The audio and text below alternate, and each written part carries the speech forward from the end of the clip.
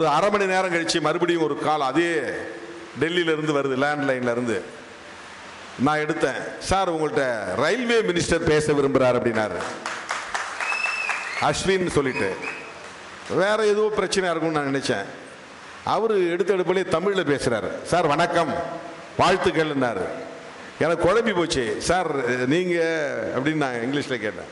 உடனே அவர் சொன்னார், சார் நான் ரயில்வே மினிஸ்டர் தான் பேசுறேன், எனக்கு தமிழ் தெரியும் சார், நான் கொஞ்ச நாள் அங்கே இருந்தேன் அப்படின்ட்டு அவர் இங்கிலீஷ்லேயே வாழ்த்து சொன்னார். அவர் பிஜேபிக்காரர் தான். வீடு தேடி வந்து எனக்கு பத்திரிக்கை வச்சார்.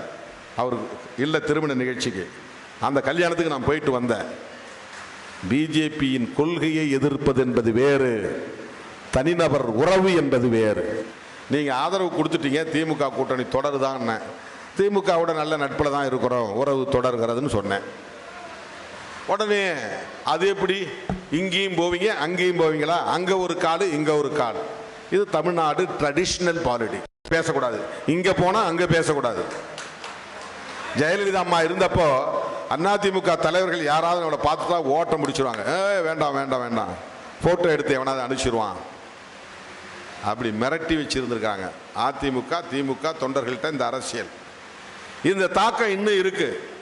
அதை முதல்ல உடைச்சவன் திருமாவளவன்.